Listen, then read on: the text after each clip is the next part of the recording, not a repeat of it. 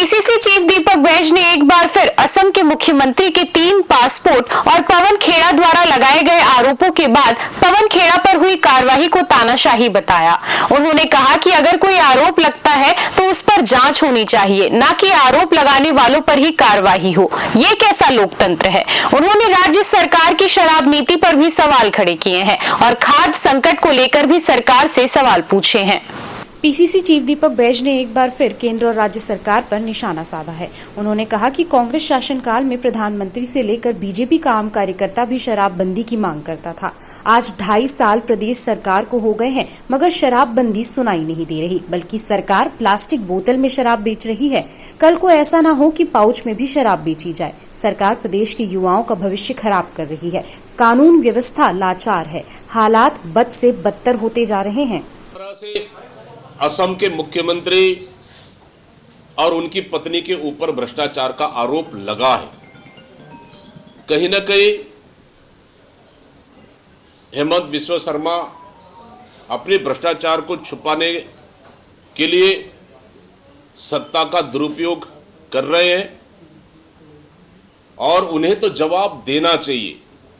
जवाब न देकर जो शिकायत करता है, हमारा कांग्रेस के नेता प्रवक्ता पवन खेड़ा जी के ऊपर गिरफ्तारी का डर दिखाया जा रहा है।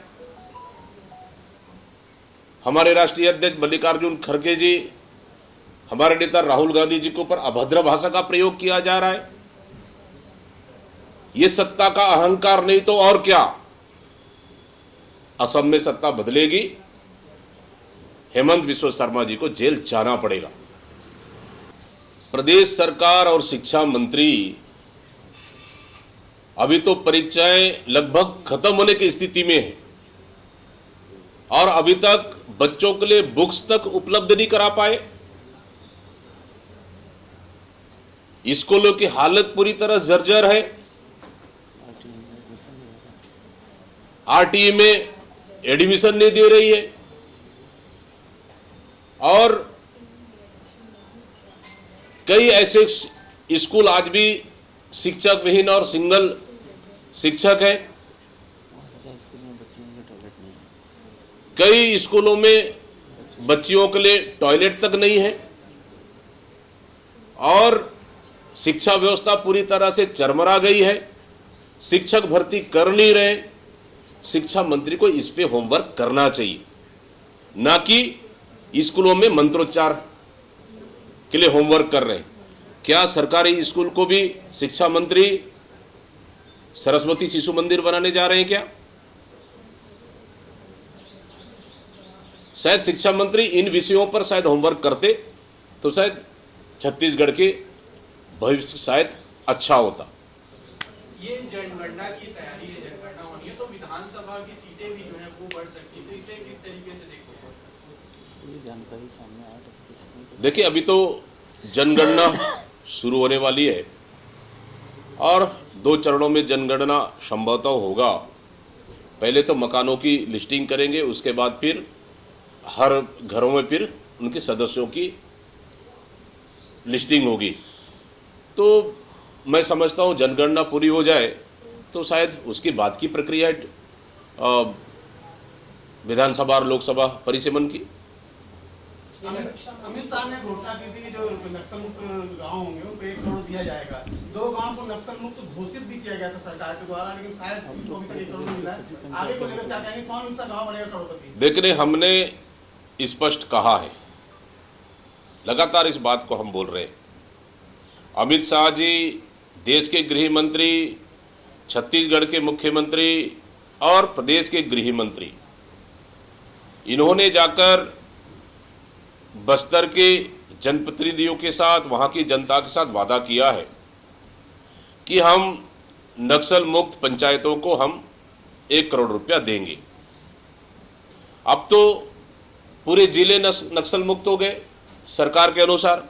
बीजापुर, दंतेवाड़ा, सुकमा, बस्तर, कोंडागांव, नारायणपुर, कांकेर, फिर आपका खैरागढ़, मोहला मानपुर, राजनांदगांव, कवर्धा, बलरामपुर, सब जिले तो नक्सल मुक्त हो गए।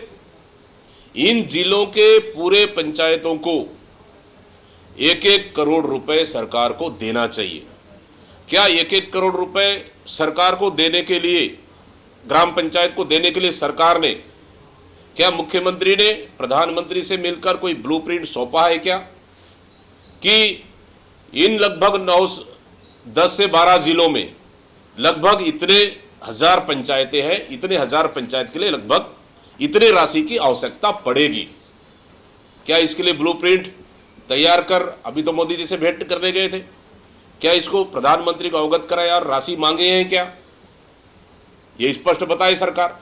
और कब दे रहे हैं 1-1 करोड़ रुपए, कितने पंचायतों को अभी तक उन्होंने दिया है या कितने पंचायतों को देने जा रही है, सरकार पहले स्पष्ट करे। ये जुमला तो नहीं 20 लाख की तरह है।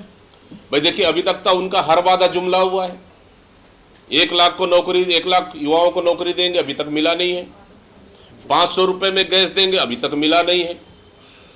होली और दिवाली में, ईद में गैस देंगे, अभी तक दिए नहीं है।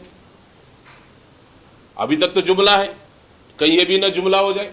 ये महतारी वंदन योजना में 30 जून तक यदि केवाईसी नहीं करवाएंगे तो अगली किस्त रोक दी जाएगी। देखिए, ये सीधा सीधा सरकार के पास पैसा नहीं है और केवाईसी के नाम से उन महतारी वंदन माताओं के नाम काटने का सरकार बहाना बना रही है। नया नाम जुड़ नहीं रहा है और लगातार जो जिनको मिल रहा है उनको नाम, उनके नामों को काटने का सरकार काम कर रही है। और ये नाम काटने का ये एक प्रोपोगेंडा है, केवाईसी के नाम से उनका नाम काटा जाए।